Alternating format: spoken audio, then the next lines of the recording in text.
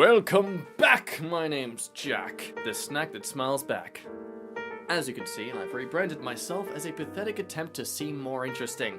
Why be a compelling person when you can just wear clothes? If you're here, you're joining me in finding out some more relationship advice. And you've come to the right place. I have a banana shirt that makes me qualified in psychology. Now, I do usually enjoy a good cup of tea as I read these stories, and just like my outfit, I have made an upgrade. Nothing much, I'm drinking out of this now. This is my tea. I am not backing out on this. It was a worthwhile purchase. But enough dibbler-dabbler, let's get started on the stories. This is very hard to drink from. By user highly confused. My 22 male, boyfriend's ex, 23 female, has came back on the scene, and I think that's why he split up with me. I first met my now ex-partner last year and discovered that he'd just split up with his ex a few weeks before we met, and we decided it wasn't the right time to be together. He got back with her and we stopped talking. 5 months later, he messaged me saying he felt like an idiot getting back with her when he liked me and apologized. We started talking for months. He bought me a few gifts. We sat up talking on FaceTime for 6 hours every night during lockdown. His ex started putting up bitter posts about him not caring about her and saying she wished she'd never been with him, etc. His ex was dating my best friend's friend around about the time he got with me, so I assume she'd moved on with her life as her and my ex-boyfriend have been split since January.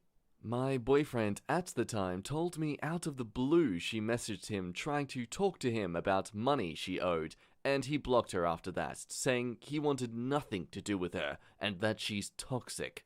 I appreciated the fact he told me, and I thought nothing much of it at the time. Out of the blue, a few weeks later, he tells me that he can't be with me because he needs to sort his head out and that it's all over the place. He said, "I love you and want to be with you, but right now I just can't, and I can't expect you to wait for me to sort things out because I don't know how long it will take." Weeks later, I then discovered through the guy she was seeing that her and my ex had been messaging each other. I don't know the extent of the messages, but apparently she'd been hanging out with his best friends while he was away, and it caused a big argument, and she said she'd always be in his life. She's also constantly liking and commenting on most of his sister's posts, and this has only been recently. He doesn't have her on social media. She's also been trying to get my best friend to go out for drinks with her, and this has only been recently, ever since my boyfriend and I split, that she's been trying to get cozy again. As much as he's to blame for letting her, I'm livid. I feel like she's just ruined everything. We were genuinely happy then. Out of the blue, he says he needs to sort his head out, and she's back on the scene. I don't think he loves her anymore. He never has had anything good to say about her, but I do believe she has a hold over him because everyone says she's manipulative. TLDR, absolutely gutted that my boyfriend split up with me out of the blue, saying he needs to sort his head out, but wants to be with me. Then I discover his ex is on the scene. Is there a chance once everything's settled and she gets bored that he may come back to me? We were genuinely so happy. This story is rather hard to digest and really break down without having a full in-depth understanding of the actual guy himself. Because on one hand, it's quite easy to assume that he just said that as a way to excuse himself out of the relationship without giving a more in-depth reason, specifically one that could reveal that he wasn't actually fully into you like he made it seem. Sort of a coward's way out of breaking the relationship, though I am plucking at straws here. Though considering everyone's in a mutual agreement that his ex is rather manipulative, I think you are fair to suspect that maybe he's being influenced by her in some way. And maybe it's infected his mindset on dating and being with women in general. It's possible that he's interpreted some traits of yours or behaviors as being a little bit similar to what she was like. And since he clearly had such a terrible experience being with her, his mindset's clearly corrupted with this need to just get out of there before it becomes the same thing all over again. But even with that defense, there's some flaws. For one, you're not the same person. It's true that who we develop a genuine connection with generally have the same traits. But that doesn't mean that everyone you date is going to be a copycat of that person. But not being self-aware of this is what can cause you to think you're going to be dealing with the same problems all over again in this relationship. And second, the very fact that his way of breaking up with you was mentioning that it's some issue that he needs to fix himself proves that. The problem between you both isn't you, it's him. Assuming this was the reason why, I don't think he needs to leave you. At most, he just needed to see someone about it all. But to answer the entire reason you posted this, I do think it's possible he may come back to you once things are sorted out. But I will very much stress that you should not wait for him. Life is not a Disney movie. It is not your favorite musical. Don't waste your time desperately reaching out for that one that got away. One-itist isn't a thing. At most, a fantasy. The only reality here is you found one of many guys out there who can complement your lifestyle. You are valid to feel like you want them, but don't for a second think you need them. Comments time. If the vitality of your relationship depends on some stranger's whims, moods, and boredom, you don't have much of a relationship, do you? So, here's the thing. Yes, he may come back once she gets bored of him, but what will happen is that once she decides that she could be in his life again, she did tell his friend that she'd always be in his life, your ex will immediately go back to her because he is not over her and never was. Even though you were happy in your relationship, its foundation was not stable because he was not over his ex and seeks out emotional roller coasters to ride. He enjoys the emotional highs and lows of his relationship with his ex, and it's reciprocated by his ex. OP, I would definitely avoid your ex and focus on yourself. Take some time to grieve over the end of your relationship, take up a new hobby, rediscover lost passions, anything to get over this relationship. Do you really want to be with someone who treats you like a consolation prize? Although he may tell you what you want to hear, I do love you and I want to be with you, etc. In the moment, his actions say otherwise. He sounds manipulative and selfish. It sounds like he wants you to be a fallback option to avoid being alone.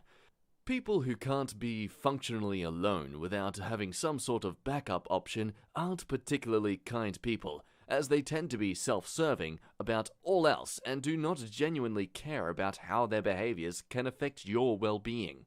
Although it's hard to hear, you need to move on from this situation before it hurts your sense of self or invalidates you from feeling like you deserve better, which you absolutely do. Good luck, OP. Our next story by 1 million bucks.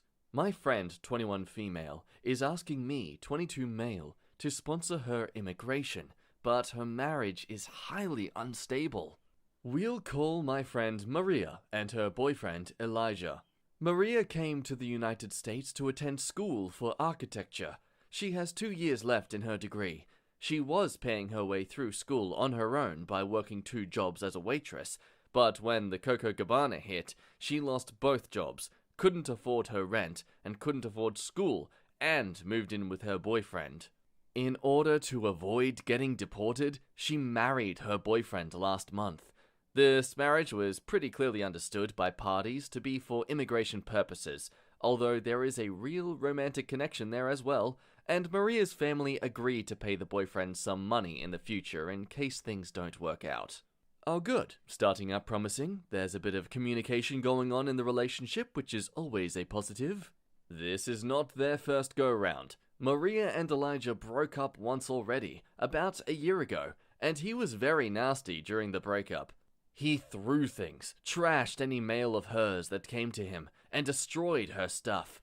Even now that they are married, he frequently makes her sleep on the couch. He yells at her and makes her feel bad, calls her fat, etc. Elijah is also at minimum a closeted bisexual, if not completely gay. He spends hours locked in the bedroom playing with male adult toys. They rarely have adult time.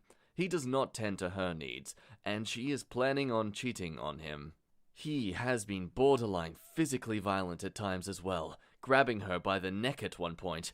They only just got married in July 2020. It's extremely hard for me to imagine they will survive the 4 or 5 years necessary for her to become naturalized. Yeah, okay, never mind the communication thing. I was completely wrong.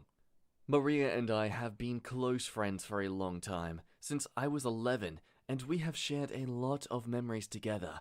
I took her to her senior prom in high school, and we coitused a handful of times when we were teenagers. No romantic feelings remain. We are firmly friends, and we have not lived near each other in several years. She has been through a lot of hard times, and this is the first time she has ever asked me for help. If the situation were the reverse, I truly believe she would do anything she could for me. Elijah can't sponsor her at the moment because he is in school and getting paid to go to school, and that income cannot be considered for this purpose. I'm an American citizen. If I sponsor her immigration, I would be entering a joint agreement with Elijah to support Maria. I have equal responsibility as him, and this agreement lasts until she becomes a citizen. I can't post links, but here's some info on the agreement. Obligations of the joint sponsor. A joint sponsor is not responsible for the marriage-based green card holder's taxes and private debts, such as credit cards, all those things, the marriage-based green card holder's encounters with law enforcement, and when will those obligations start? They start upon arrival of the marriage-based green card. When do these obligations end? They terminate when the marriage-based green card holder experiences any of the following: becomes US citizen, has worked 40 quarters or 10 years in the United States, is no longer a green card holder and has left the United States, is deceased, hopefully we don't deal with that one, is approved for a new green card after being placed in removal proceedings. I trust Maria, but I do not trust Elijah at all, and I hate the idea of being legally connected to him in any way. I don't think he's a good guy, and in the past I strongly advised Maria not to get back together with him. I know Maria's situation fairly well, and I know I'm her last resort. Her other American family members having various legitimate reasons for not being able to help, and her family in her home country are also unable to help. Her father is in jail, and her mother is struggling to pay his legal fees, and does not have the money to even support Maria's schooling. What should I do? TLDR, my friend is asking me to sponsor her immigration application, but I believe her marriage is very problematic. Well, based on what you're alleging, I have to agree with you. I get it must suck to have to tell your friend that she's probably going to have to leave the country because of the situation, but I honestly fear for her safety, and I think you endorsing this relationship may cause her to be in more danger than good. Of course, this is also her decision to make. She is an adult. And this relationship doesn't sound like she exactly lacks any sort of control over herself. Especially as it seems like Elijah has a few things he needs to sort out on his own end, which as a result isn't making him give much attention to Maria as she needs. So it's fair to argue that even if you did support this, you shouldn't be held accountable for anything that does go wrong. After all, it does seem there's a mutual agreement as to the situation of the marriage. And it is possible that Elijah is exhausted with the situation. What I think needs to happen is that they both need to confront each other of their issues in the relationship. And assuming Elijah still loves Maria and cares about her enough, then either he shows that more often, or they become more of an open relationship. But either way, whatever decision you make shouldn't be weighing heavily on you. Maria is burdening you with a lot of responsibility, and she'd be an a-hole of a friend not to be aware of that. But that's just my opinion. Let's see what other people have to say. Nope. Terrible idea. This is like co-signing a loan for someone, only worse. I hope the best for Maria, but you need to care about yourself and yourself only. I can tell that you really care for your friend, but are you aware of the full legal ramifications of being a co-sponsor? You are responsible for her financially until she becomes a US citizen, which can take at least 3 to 5 years. If she becomes a public charge, like needs welfare or any social programs, you have to pay back the government. That can be financially devastating, and is usually not a risk taken by a friend. I would strongly urge you not to do this. Even with the best intentions on her part, life can happen. She already sounds very financially vulnerable.